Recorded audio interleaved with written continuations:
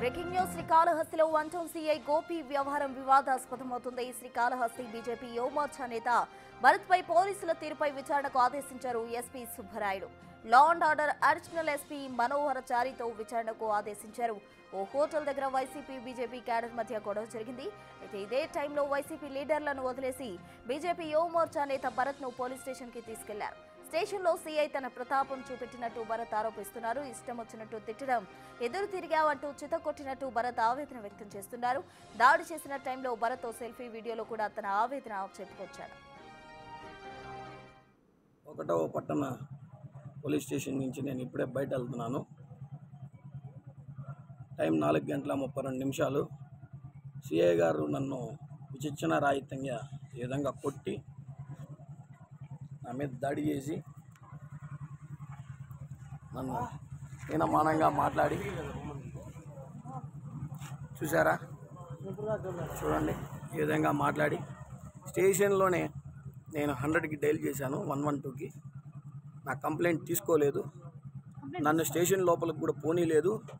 తర్వాత ఈ టైం దాకా, రాత్రి నుంచి ఈ టైం దాకా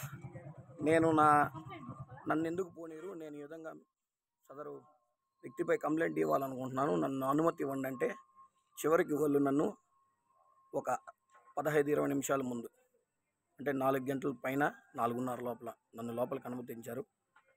నేను లోపలికి పోయి కంప్లైంట్ ఇచ్చాను. ఇచ్చి బయట తిరిగి గవర్నమెంట్ హాస్పిటల్కి అడ్మిట్ అవ్వడానికి వెళ్తున్నాను. నరరూప రాక్షసుల్లాగా సిఐ గారు నన్ను ఈ విధంగా నా మీద దాడి చేశారు. నేను ఇక్కడి నుంచి ఇప్పుడు గవర్నమెంట్ హాస్పిటల్కి వెళ్ళి అడ్మిట్ అవ్వడానికి వెళ్తున్నాను. సిఐ గారు మద్యం సేవించున్నారు. అతన్ని కూడా బ్రీత్ అనలైజర్ తీసి నాకు న్యాయం చేయాలి. న్యాయం చేసేదాకా నేను స్టేషన్ ముందర నుంచి హాస్పిటల్కి వెళ్ళొచ్చి కూడా నేను స్టేషన్ ముందర కూర్చుంటాను, నాకు న్యాయం జరిగే వరకు. ఇప్పుడు సమయం 4:34. నేను ప్రభుత్వ ఆసుపత్రికి వెళ్తున్నాను. ఒక అధికారి సిఐ గారు నా ప్రాణభయంతో బయట గొడవ జరిగి నేను ప్రాణభయంతో స్టేషన్కి నన్ను తీసుకొస్తే నన్నే బూతులు మాట్లాడి నన్నే అడిగి ఒక ఫైబర్ లాంటి ఒడిగి సంబంధిత అధికారులు అందరి ముందర కొట్టాడు. అందరూ అధికారులు ఉన్నారు, వాళ్ళు ఈరోజు నాకు నోరు మెదపకపోవచ్చు, ఎందుకంటే వాళ్ళు సిఐ గారిని కాపాడడం కోసం వీళ్ళందరూ ఉన్నారు. కొట్టేటప్పుడు ఈరోజు నా కన్ను చీల్చారు సారు, నాకు రక్తం వచ్చేటట్టు కొట్టారు. ఎక్కడంటే అక్కడ విచక్షణ రాహిత్యంగా నువ్వేం చేసుకుంటావు చేసుకో, నీకెవడు వస్తారో చూస్తా, ఏం లే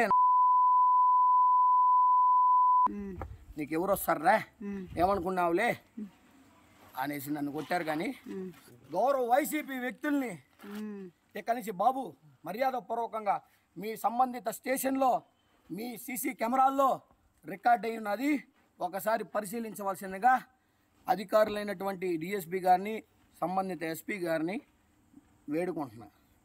ఇక్కడ నాకు అన్యాయం జరిగింది. నన్ను పచ్చిగా బూతులు మాట్లాడి నన్ను విచక్షణ రాహిత్యంగా లాఠీ ఇరిగిపోయి 4 ముక్కలు అయ్యే విధంగా నన్ను కొట్టి ఇప్పుడు నేనే దౌర్జన్యం చేస్తాను స్టేషన్ ముందర కూర్చుని అని నా మీదే అందరూ మళ్ళా రివర్స్ అయ్యి ఇది చేస్తున్నారు. నాకు తగిన న్యాయం చేయాలి. న్యాయం జరిగేదాకా స్టేషన్ ముందర నిరాహార దీక్ష చేసేదానికి నేను పూనుకుంటాను. తిరుపతిలో కుటుంబ సభ్యులతో మీడియా సమావేశం మరోసారి తన ఆవేదన చెప్పుకున్నాడు. సీఐపై చర్యలు తీసుకోకుంటే పెద్ద ఎత్తున ఆందోళన చేస్తా అని హెచ్చరించారు. తనను స్టేషన్లో విచక్షణ రహితంగా కొట్టారంటూ చెప్పారు. ఘర్షణ జరుగుతున్నప్పుడు పోలీసుల సమక్షంలోనే వైసీపీ నేత జయకృష్ణారెడ్డి తనపై దాడి చేశారని చెప్తున్నారు. శ్రీకాళహస్తిలో 1 సిఐ గోపి నుంచి తనకు ప్రాణహాని ఉందని ఆందోళన వ్యక్తం చేస్తున్నారు. మరోవైపు పోలీసుల తీరుపై కుటుంబ సభ్యులు మండిపడుతున్నారు. కేవలం దీనికి ఉన్న రీజన్ ఏంటంటే అక్కడ నాకు వ్యతిరేకంగా ఆ రోజు నేను కేసు కట్టేసిన వాళ్ళు అతనికి చాలా దగ్గర సేమ్ కమ్యూనిటీని కాపాడుకునేదానికి నిన్న ఫోన్లో కూడా అంటాడే ఓల్తో నీకే పని వాళ్ళ మీద ఎందుకు బెటర్ కేసు అంటాడు ఎంతసేపు అయినా. అది నా వ్యక్తిగతం సార్, నాకు అన్యాయం జరిగిందంటే నేను ఎవరి మీదైనా కేసు కట్టిస్తాము. నాకు న్యాయం కోసమే కదా మీ దగ్గరికి వచ్చాను. నేను న్యాయం కోసం మీ దగ్గరికి వచ్చినప్పుడు వాళ్ళ గురించి మీరు ఎందుకు మాట్లాడతారు? కేసు అయితే కోర్టులో చూసుకుంటాము. అది అతనికి నా మీద బాధ సార్, నా మాట వినలేదని. అతన్ని తీసుకొని వచ్చి పర్సనల్ గా రూమ్ లో పెట్టాల్సిన అవసరం సీఏకి ఏముంది సార్?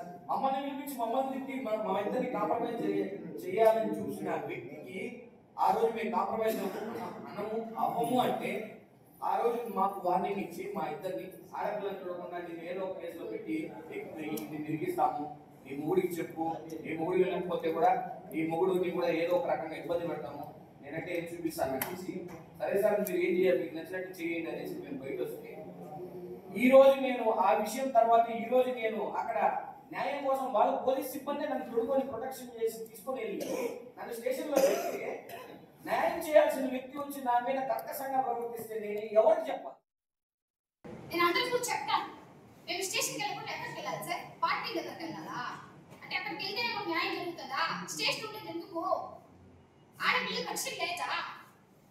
కూతురు చూపిస్తున్నా మీరు పట్టించుకోకపోతే మేము ఎందుకు సార్? సార్ దయచేసి నేను చెప్తున్నాను సార్, సార్ చంద్రబాబు నాయుడు గారు చెప్తున్నాను, సార్ పవన్ కళ్యాణ్ గారు చెప్తున్నాను, కాళహస్తి పోలీస్ స్టేషన్ లో 1 టౌన్ స్టేషన్ లో గందరగోళం జరుగుతుంది. అక్కడ మాకు ఎవరికి న్యాయం జరగట్లేదు, మా వల్ల కావట్లేదు, మేము స్టేషన్కి వెళ్ళకూడదంట, ఆడపిల్లలు స్టేషన్కి రాకూడదంట, బెదిరిస్తున్నారు సిఐ గారు, నోటికి వచ్చిన కూతురు మాట్లాడుతున్నారు ఆడపిల్లల్ని. ఆయన పేరు గోపి, ఆయన పేరు గోపి, ఇతను పార్టీలో ఉన్నారు, జనసేన పార్టీలో, గొప్ప పార్టీ భారతీయ జనతా పార్టీలో ఉన్నారు. ఆయన గొప్ప పార్టీ, ఆ పార్టీలో ఉండి కూడా న్యాయం జరగట్లేదు సార్, వాళ్ళు సపోర్ట్ చేస్తారని సార్. ఎంతసేపైనా నాకు అర్థమైంది ఏంటంటే సార్, నేను ఆ కాసేపట్లో ఎన్ని రాజకీయాలు జరిగాయో నాకు తెలుసు సార్.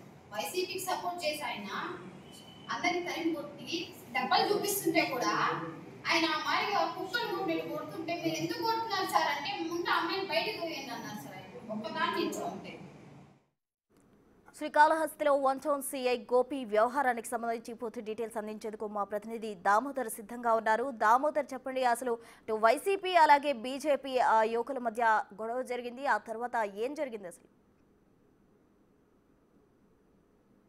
ప్రస్తుతం 27వ తేదీ సాయంత్రం ఏదైతే బీజేపీ యువమోర్చా నాయకుడు భరత్ అదేవిధంగా వైసీపీ నాయకుల మధ్య గొడవ ఒక చికెన్ పకోడీ సెంటర్ వద్ద జరిగింది. ఆ తర్వాత నేరుగా పోలీస్ స్టేషన్కి వరకు ఈ ఇష్యూ వెళ్ళింది. పోలీస్ స్టేషన్లో ఏదైతే వైసీపీ నాయకులను మర్యాదగా బయటకు పండి బ్రదర్ అంటూ చెప్పిన పోలీసులు ఆ తర్వాత గోపి ఏదైతే భరత్ మీద దాడికి పాల్పడ్డారని గోపి ఆరోపిస్తున్నారు. ముఖ్యంగా ఈ సందర్భంగా పోలీసులు కొంత అసభ్య పదజాలంతో దూషించడంతో అతను పోలీసులు కాలర్ పట్టుకోవడానికి ప్రయత్నించాడు. ఈ నేపథ్యంలో పోలీసులు అతన్ని తీవ్రంగా గాయపరిచారని తెలుస్తుంది. మరోవైపు సిఐ వచ్చిన తర్వాత మరోసారి అతనిపైన లాఠీచార్జ్ లాఠీతో తీవ్రంగా కొట్టినట్లు భరత్ అంటున్నాడు. మొత్తం మీద ఈ వ్యవహారానికి సంబంధించి ఏదైతే వైసీపీ నేతల ముందు తనను అవమానకరంగా మాట్లాడడంతో తీవ్రంగా ఆగ్రహించిన ఏదైతే భరత్ పోలీసుల మీద ఎదురుదాడికి దిగాడు. ఈ నేపథ్యంలోని గొడవ జరిగిందని తెలుస్తుంది. వెంటనే ఈ విషయాన్ని 2 రోజుల పాటు ఏదైతే చికిత్స పొందిన తర్వాత నిన్న మీడియా సమావేశంలో ఆయన ఈ విషయాన్ని బయటికి తీసుకొచ్చాడు.